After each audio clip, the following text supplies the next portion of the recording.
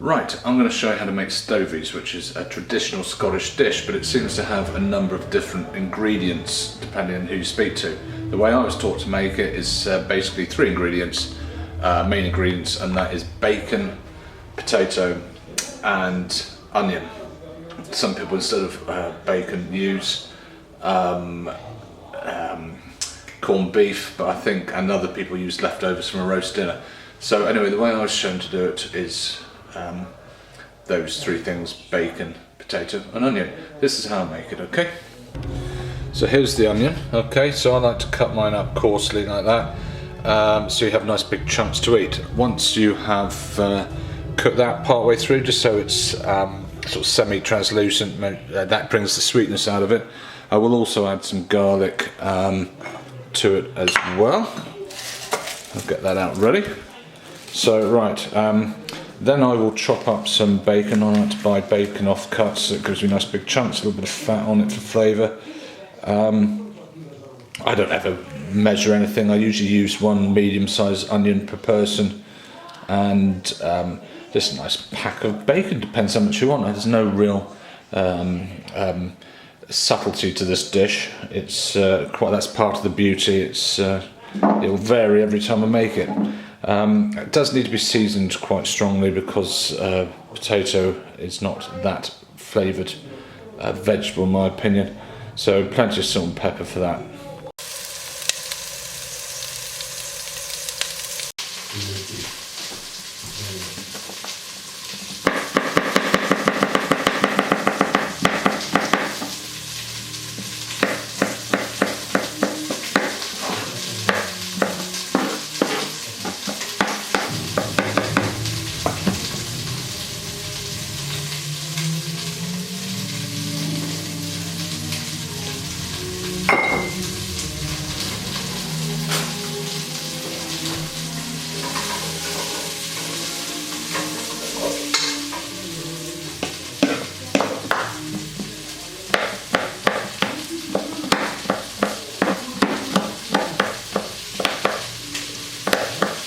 Adding the salt to the garlic helps to break down the walls of the garlic, makes it a little bit softer.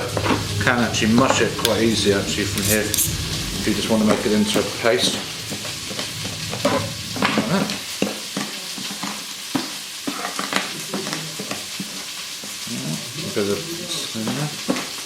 That gets the juices, releases the flavour from the garlic.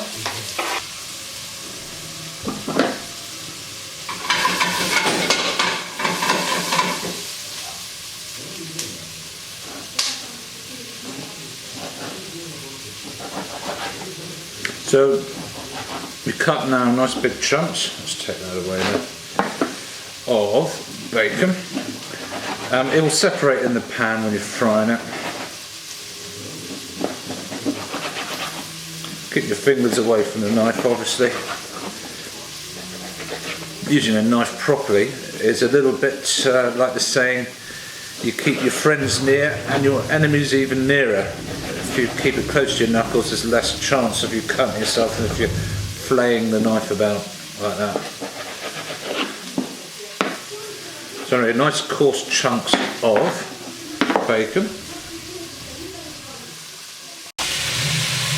Right, there's the bacon there. Just going to brown that off now. When that's browned off, we're going to add back the onion and garlic, and then I will add some water and just gently simmer it for half an hour just to bring the flavours out of all those ingredients. What I've done here now is added some water, not a lot, but just enough to part cover the bacon and the onion, and I'm just going to let that simmer now for half an hour, and that should make a nice sort of stock and some juices that will enhance the flavours later. I will season it at some point during the process, depending when I get around to it. Okay, now it's time to prepare the potatoes. So you choose the amount of potatoes you want. You think about how much you individually want to eat. So I'm doing sort of 2 to 3 medium-sized potatoes here. Okay. You peel them, and then once they're peeled, you then cut into discs, and then you soak them in water just to remove some of the starch. Again, you just decide how much potato you want to eat in this dish. It is one of the main fillers of the dish, so I'd say 2 to 3 medium-sized potatoes each. That's my view. Anything left over is always a bonus, isn't it, for dinner the next day. Okay, what I will do next is grind some black peppercorns with some Cornish sea salt. So use a pestle and mortar for this, and then you can add sort of a combination of the two seasonings, add a sort of pinch by pinch stage, tasting as you go, checking the flavour to your own personal requirement. Right, so now you chop the potatoes into 1/4 inch discs, like this.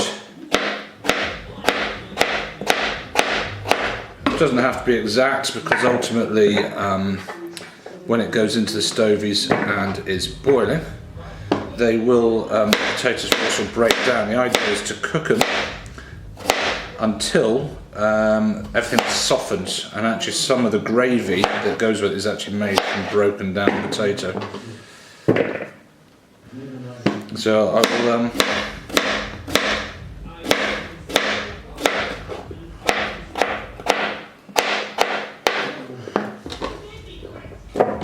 I will then soak these potatoes, as I say, in water to get the starch out.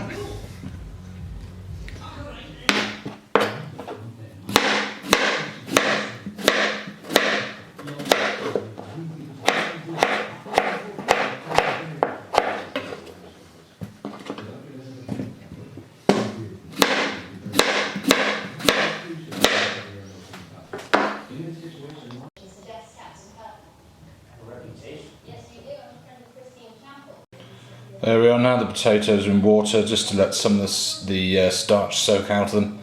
Don't know why, but that's just the traditional method.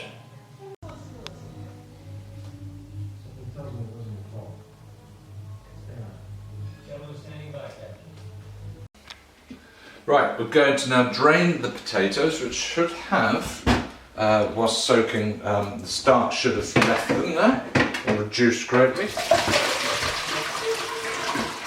Again, I don't know the science of that, I don't know if it's true, but it's just what you do. There we are. Then you add the potato to the mixture. Okay, have a look at this please. This is not me that you're filming, but the food. That's what Keith Floyd always used to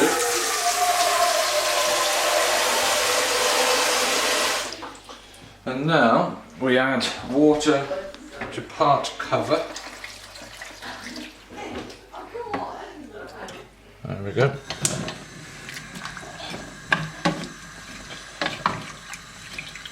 All mixed up. I have already seasoned it, partly seasoned it. I will let this simmer for a while. I mean, it takes about 1/4 hour, 20 minutes. You'll know when it starts getting ready, the potato softens up, it starts to break up, and you want some of that broken up potato to make, as I say, the gravy that's in there. And now we'll add the lid, if I can find where I put it over here. So I'm going to bring it up to temperature with the lid on, simmer it for 5 minutes with the lid, and then I will take the lid off to help reduce it. Okay, we'll come back to that later. Right, it's all been simmering now for about 20 minutes. Now if you have a look, as I press the potato, you should see it start to break up. So it's getting there, it's starting to get there. When more the potato breaks up, it will help to thicken this juice, and that will make it more of a sort of gravy type consistency, which is what you want really with this. I've been tasting it as we go along, and checking the seasoning and adding it as and when. Okay, I'll let you see the final results when it's all done. Okay. Right, here we are. This is the finished product, all steaming away. What we like to do is to have a bit of bread and butter with it as well over there. So, stovies, a hearty winter meal. You can bung it in a thermos flask if you like to take down the beach, or if you're out walking on the cliffs, that kind of jazz. Brilliant.